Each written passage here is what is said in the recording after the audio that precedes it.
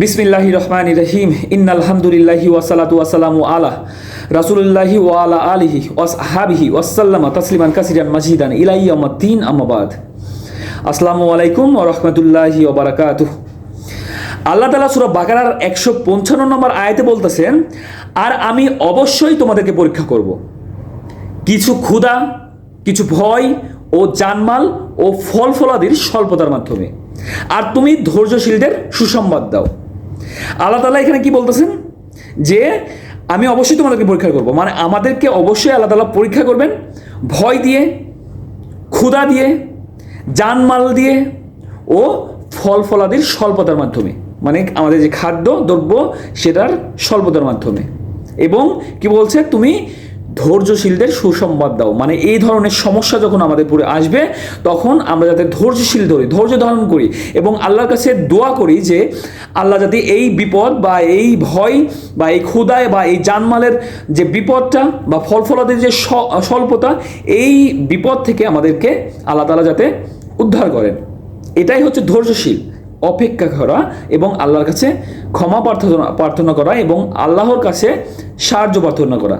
এখন আল্লাহ কিন্তু আগে বলে দিয়েছে কিভাবে আপনি সাহায্য প্রার্থনা করবেন, ধৈর্য ও সালাতের মাধ্যমে তুমি আমার কাছে চাও। আল্লাহ তাআলা কিন্তু আগে বলে দিয়েছেন সূরা বাকারার।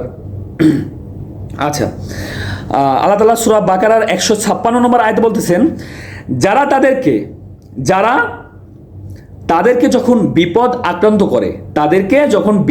আক্রান্ত করে তখন বলে নিশ্চয়ই আমরা আল্লাহর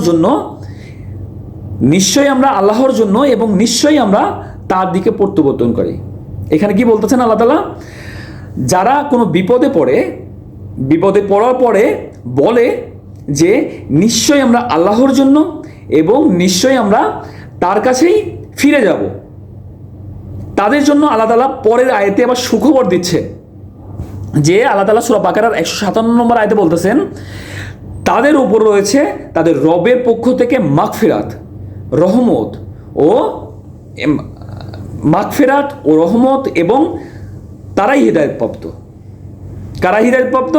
যারা কোনো বিপদে পড়লে আল্লাহর সাহায্য কামনা করে, ধৈর্য ধারণ করে এবং আল্লাহ যখন দিবে তখন আল্লাহর শুকরিয়া আদায় করে, তারাই মাগফিরাতপ্রাপ্ত, রহমত তাদের উপরে এবং তারাই হিদায়াতপ্রাপ্ত। আল্লাহ তাআলা সবাইকে বোঝার মতো তৌফিক দান করুক এবং আল্লাহ রাসূলের মাধ্যমে যা কিছু আমাদের কাছে পাঠিয়েছেন তার উপরে আমল করা এবং তা গ্রহণ করার তৌফিক দান করুক এবং আল্লাহ তাআলা আমাদের সবাইকে 5 ওয়াক্ত নামাজ পড়ার তৌফিক দান করুক। আমিন। সবাই ভালো থাকবেন। আল্লাহ হাফেজ।